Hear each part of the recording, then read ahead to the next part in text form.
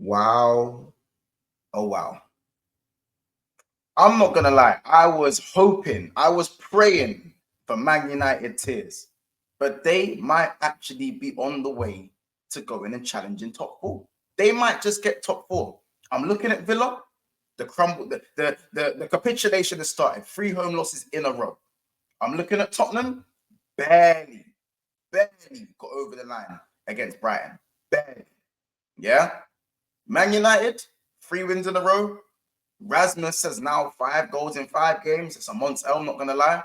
But it is what it is. Manchester United 2, Aston Villa 1. Now, there's a lot to unpick about this game. But first things first, make sure you like the channel, make sure you like the video, and make sure you subscribe to the channel. Obviously, on the way to 20,000. So, guys, when you watch this, smash the like button and make sure you subscribe to the channel as usual. There's so much to unpack.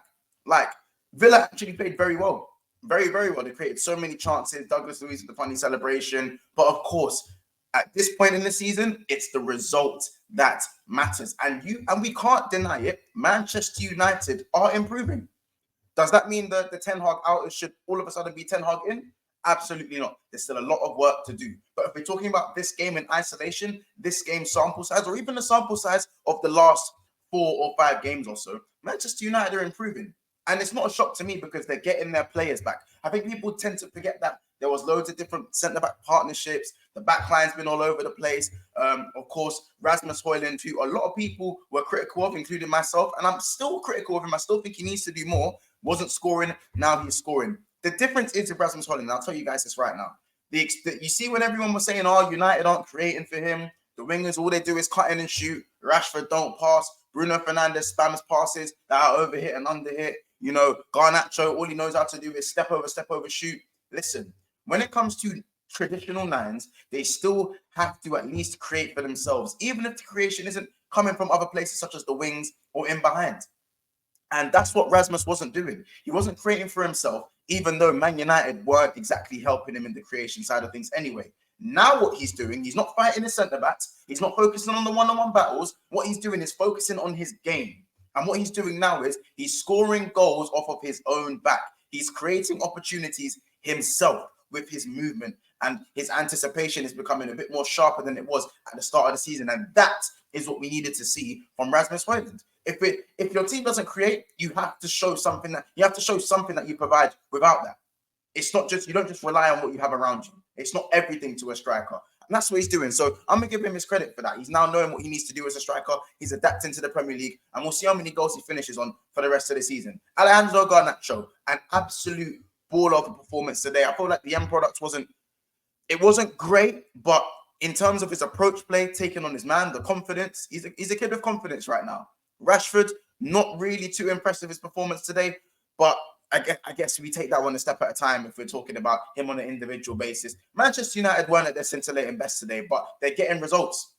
And at this point in the season, that is all that matters. Yeah, Aston Villa, they played very well in the first half. I feel like the corner that they conceded I wouldn't say it wasn't against the run of play because Man United on their breakaways especially looked dangerous. They had their moments. But Villa's approach play, especially down the left-hand side, Darlow was getting cut up at times. Ramsey was getting in behind so often. So was McGinn. That little triangle there of Alex Moreno, McGinn, and Ramsey, and even Watkins in there sometimes, it was causing a little bit too much trouble for my liking as I was looking at that. So I feel like as well, Leon Bailey was someone who was finding way too much joy down the right side as well.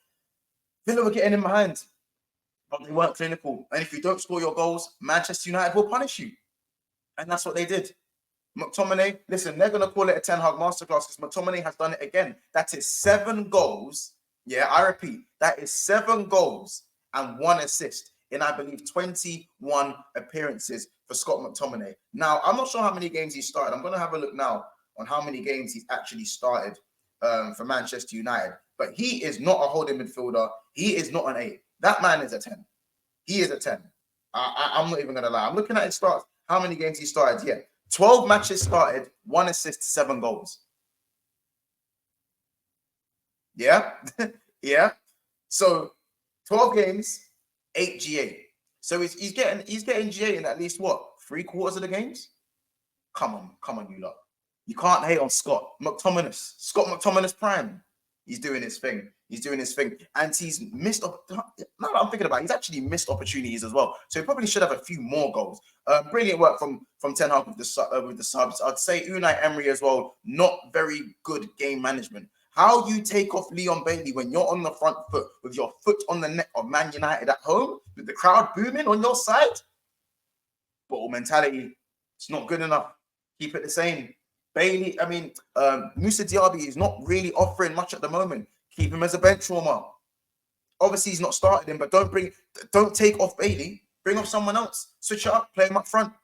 Play him up front. Keep Bailey on. But you take Bailey off and Villa look infinitely less dangerous. Leon Bailey's resurgence this season has been ridiculous. It's not really being spoken about enough, if I'm being honest. It's not being spoken about enough.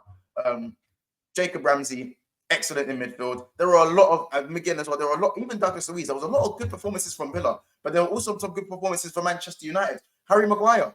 I said this before the game, and I predicted the Man United win because Harry Maguire, yes, he's not Lisandro Martinez, but in terms of heading the ball away, making clearances when the line's not too high, his bread and butter, spraying the ball. He's got the pingers. Harry Maguire is not as bad as people think. He is a good centre-back. It's just he needs the right system around him, and he needs to be put under less pressure with a high line. The second you drop that line back 5 yards, he looks a lot better. Varane, for me, I'd say right now, Harry Maguire's having a better season at Man United than Varane. That's my hot take. Yeah, Darlow going forward, very good. A few decent tackles as well, but at times did get cooked. Luke Shaw going off, I feel like did affect United a little bit, but still worked in the end. So, as much as there is to unpack about this game, Man United are now 5 points off of top 4. Now, with the season they've been having and everything going on around the club, I think a Man United fan right now bite your hand off and bank on their team to at least challenge or at least get within 1-2 points of top 4. It is within reach. Villa have a lot of hard games to play. Every result matters. If United can continue to put a run of games, what can we say? They might just have the worst ever season and still finish in the top 4. What does that say for the other teams? Tottenham having their best ever season. How many points are they ahead? And just being lauded as one of the best managers of the season. Ten Hag barely looks like he's staying in the job. Only 5 points ahead. It's been another episode of Never a Foul. Listen, you lot, make sure you like and subscribe. And also drop a comment on who you thought your man of the match was. Drop a comment on who you thought, what you think, where Man United are going to finish. Are they going to finish 4th? I think third. I think 1st, 2nd, and 3rd is cemented. But can they finish 4th? If they finish outside the top 4, it's probably deserved. But listen, the Premier League is unpredictable and you never know what is going to happen. So me, I don't know. Right now, it's too difficult for me to say if they get top 4. I think if they get 1 or 2 more wins, I might start putting them even more in the conversation. But Villa's capitulation has started off today. 3 home losses in a row. It's not good enough. Take care, people. It's Never a Foul. We out. We'll see you in the next one.